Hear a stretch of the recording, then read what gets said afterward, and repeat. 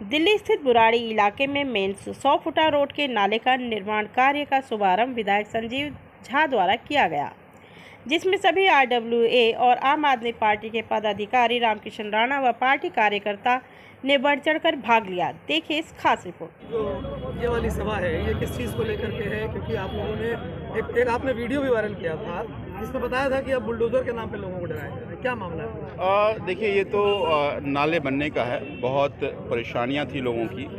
Basically अभी हमारे दर्शन विहार के बाद ड्रेन नहीं होने के कारण सड़क पर पानी आ रहा था, तो ड्रेन बना रहे हैं ताकि इन लोगों के पानी की निकासी ठीक से हो पाए। यहाँ के साथ साथ आज हमने मुकुंदपुर में बहुत बड़ा काम किया है कि मुकुंदपुर का जो हमारा ड्रेन था उसको पाट करके सड़क बना रहे हैं, जिससे पूरे मुकुंदपुर की निकासी ठीक से हो पाएगी। वो जो मैं बुलडोजर की बात कर रहा था, देखिए मैं ये कहना चाह रहा हूँ कि अतिक्रमण कहीं भी वो हटना चाहिए, उसके मैं खिलाफ़ नहीं हूँ, लेकिन मेरा ये मानना है कि 15 साल में अतिक्रमण हुआ क्यों, उस पर भी चर्चा होनी चाहिए। ये 15 साल बाद बुलडोजर क्यों चलता है, इस पर भी होनी चाहिए। अतिक्रमण नहीं हो और हर दिन वो साफ़ हो तो ये एक जमवारा नहीं लगेगा। और दूसरा मैं ये कह रहा था कि कभी भी दोनों कम्युनिटी को दंगा से नुकसान सबको होता है। आज अगर जहांगीरपुरी में जो कुछ भी हुआ उसमें गुप्ता जी का भी मकान टूटा, दुकान टूटा जो अलॉटेड था, सक्सेना जी का भी टूटा, सोनू चाय वाले का भी टूटा और झा जी का पान का दुकान भी टूटा।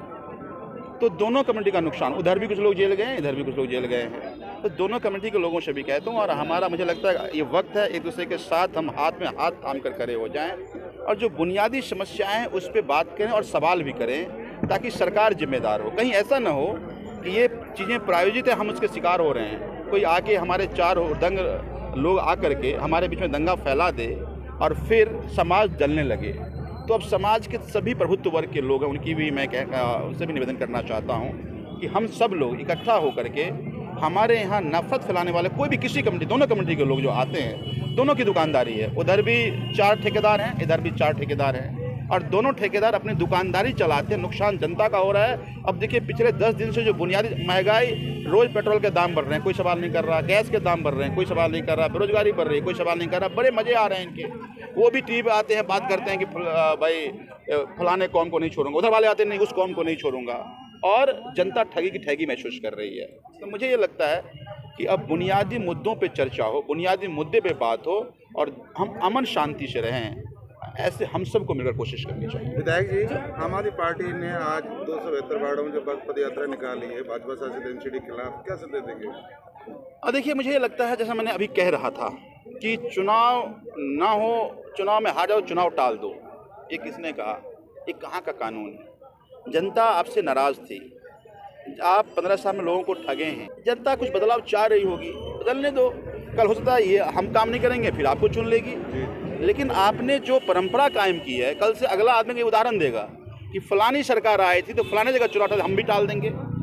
तो हम किस तरह की समाज बनाना चाहते हैं ये निर्भर करता है कि आज हम क्या निर्णय लेते हैं। आज जो निर्णय ले रहे हैं उससे जनतंत्र कमजोर हो रहा है। विधायक जी, आप वेल एजुकेटेड हैं और इंटेलेक्चुअल आदमी हैं। हिंदुस्तान विश्व का सबसे बड़ा लोकतंत्र है। लोकतंत्र में एक स्वस्थ परंपरा होती है कि 5 साल के जो कार्यकाल होता है उसमें इलेक्शन होने चाहिए। इसको क्या है? मैं वही कह रहा हूँ कि इससे लोकतंत्र कमजोर, इससे जनतंत्र कमजोर होता है। जो हमारा ये ढांचा है डेमोक्रेसी का, वो ढांचा कमजोर होता है। इसी ढांचे को पाने के लिए लाखों लोगों ने अपना बलिदान दिया और आज आपके हाथ में सत्ता आ गया तो आप फिर उसी तरह का शासन लाने की कोशिश करें जो अंग्रेज लाए थे। तो मुझे ये लगता है कि फिर देश में लोकतंत्र को और संविधान को कमजोर करने की कोशिश है। वीडियो भी हासिल की थी और आप बता भी रहे थे कि कई जगहों पर पार्षद या फिर एमसीडी के लोगों को डरा रहे हैं कि आपके छज्जे टूट जाएंगे, बुलडोजर चल जाएगा, आप क्या करेंगे? बड़ा इम्पोर्टेंट सवाल है। अब देखिए कि अब 16 में कार्यकाल ख़त्म हो जाएगा। कल ही A2 ब्लॉक से हमारे पास एक व्यक्ति आए, उन्होंने कहा कि एमसीडी के लोग तुम्हारा छज्जा तोड़ देंगे। बोला क्यों? ये बढ़ा हुआ है। बोला तो 20 साल छज्जा है हमारा, अब क्यों आए हो आप?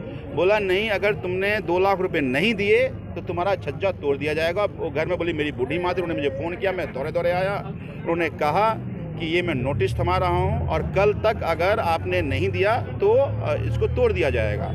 तब हमने एक वीडियो के जरिए हमने क्षेत्र की जनता को कहा है कि कहीं भी एमसीडी के लोग या बीजेपी के लोग पैसे मांगने आए, हम हर जगह अपने कार्यकर्ताओं को भी कह रहे हैं और जनता को अपील करें, एकजुट हो जाएं और ऐसे लोगों को भगाएं अपने यहाँ से, और नहीं हो सके तो आप हमें बताएं, हम जाके उनको ठीक करेंगे। ये आप इसको काउंटर करेंगे तो क्या ये गैर कानूनी नहीं होगा? नहीं, जनता ने अतिक्रमण को हटाना तो जनता नहीं, पूरा बुराड़ी अनऑथराइज कॉलोनी है, तो अतिक्रमण हटाने के लिए सबकी बिल्डिंग जो पैसे दिए वो ठीक, जो पैसे चल ही रहा है वो। भाई इतने सारे बिल्डिंग बन रहे हैं, तो अगर आप पैसे नहीं दिए आपके यहाँ बुलडोजर पहुँच जाएगा, और पैसे दे दिए तो बड़े बड़े बिल्डिंग बन जाएंगे, कोई पूछने वाला नहीं है। तो मेरा ये कहना है कि अगर इस दिल्ली में जिसकी जिम्मेदारी अर्बन हाउसिंग की थी, अगर वो पॉलिसी बना दी होता तो अनऑथराइज कॉलोनी क्यों बना? डीडीए फेल रही, डीडीए ने कभी हाउसिंग सोल्यूशन दिया नहीं, लोगों ने बनाया, और आप कहते हो नहीं अनऑथराइज है, अतिक्रमण हो रहा है ये। तो ऐसे अतिक्रमण के खिलाफ अगर कोई आए तो उनको बख्शा नहीं जाएगा। मैं आपके जरिए उन तमाम भाजपा के नेताओं को भी कहना चाहता हूं और एमसीडी के अधिकारियों को भी कहना चाहता हूं कि जनता भी जागरूक है और हमारे सभी कार्यकर्ता तुम्हारे इस जो गलत इरादे को कामयाब नहीं होने देंगे। एक और सवाल, भाजपा के नेताओं को आजकल आप लोग गुंडे लफंगे का संबोधन दे रहे हैं, ये आपको नहीं लगता कि राजनीति में आम आदमी पार्टी ने एक बिगड़ी हुई भाषा शुरू की है? अच्छा, एक बात बताइए, दिल्ली में दिल्ली के मुख्यमंत्री अरविंद केजरीवाल जी के घर पे कोई पहुंच जाए, घर तोड़ दे, सरकारी कैमरे तोड़ दे, वहां मारपीट करे, घर पे गाली गलौज करे, तो वो कौन है? वो शरीफ आदमी है या लुच्चा लफंगा है? बताइए आप, कौन है वो? क्या कहेंगे उसको? शरीफ आदमी नहीं कर सकता है ना, दंगाई कर सकता है, लुच्चा कर सकता है, लफंगा कर सकता है इस काम को। और अगर उसको आप दिल्ली के प्रदेश अध्यक्ष अपने भाजपा के ऑफिस में आकर के सम्मान देते हैं, और सम्मान ही नहीं देते, ट्विटर पर टैग करते हैं देश के प्रधानमंत्री नरेंद्र मोदी को, देश के गृह मंत्री अमित शाह को, तो आप कहेंगे ना, फिर इसका मतलब है कि आप इन तमाम लुच्चे लफंगे बदमाश को संरक्षण दे रहे हैं। यहाँ खड़े हैं हम जी, यहाँ जल निकासी की परेशानी बहुत अधिक थी, आज जो इसका नाले का उद्घाटन हुआ है, क्या कहना चाहेंगे माननीय विधायक जी के द्वारा? देखिए, हमारा लंबा सफ़र है, कांग्रेस में 30 साल रहे, हमने यहाँ नाले का बड़ा प्रयास किया लेकिन नथुपुरा तक बना पाए। उसके बाद 7 साल से लगातार संजीव झा जी प्रयास कर रहे हैं, इस नाले में आज सफलता मिली है बनाने में, क्योंकि इसमें बीच में पेड़ आए हुए थे और पेड़ काटने की परमिशन मंत्री की तरफ से, डिपार्टमेंट की तरफ से नहीं मिल रही थी, जो कि संजीव झा ने बहुत प्रयास किए और इससे हमारी 6-7 कॉलोनियों का पानी की निकासी का काम बेहतर होगा और अच्छा होगा। इससे हमारे काफ़ी लोग RWA के और कॉलोनियों में रहने वाले बहुत खुश हैं और संजीव झा जी का आभार प्रकट करते हैं। सर, अब आज आम आदमी पार्टी ने जो पदयात्रा निकाली है भाजपा शासित एमसीडी के खिलाफ, और दूसरा मुद्दा ये था कि समय पर जो चुनाव होने थे भाजपा ने डर की बदौलत ये चुनाव पोस्टपोन कर दिए, क्या कहना चाहिए? देखिए, इन्होंने हार के डर से ये चुनाव पोस्टपोन करे 1 घंटा पहले। ये 5 बजे इनकी प्रेस कॉन्फ्रेंस थी और 4 बजे लेटर दे देते हैं कि निगम के चुनाव रोक दो।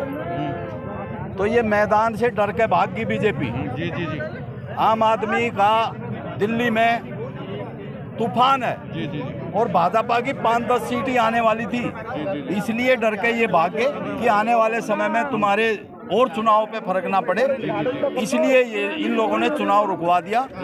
और आज इसी बात पे ये पदयात्रा निकाली गई है कि जो ये गुंडागर्दी कर रहे हैं, हम अपना सफाई का काम इनसे किया नहीं जाता, जो निगम का काम है, कोई कूड़ा घर क्षेत्र में बनाया नहीं, लेकिन ये गुंडागर्दी पे उतरे हुए हैं, हिंदू मुसलमान करवा रहे हैं, झगड़ा करवा रहे हैं, और जो कि जनता के लिए घातक सिद्ध होगा आने वाले समय में।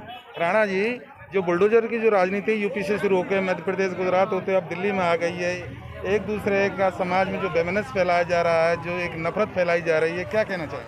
ये नफरत इस देश के लिए घातक है, ऐसा नहीं होना चाहिए। राजनेताओं को कम से कम आपस में मेल जोल करके सबको साथ रखना चाहिए, और जो ये बीच की खाई डाल रहे हैं ना, ये गलत है खाई डालना, इससे बहुत बड़ा नुकसान देश में हो सकता है।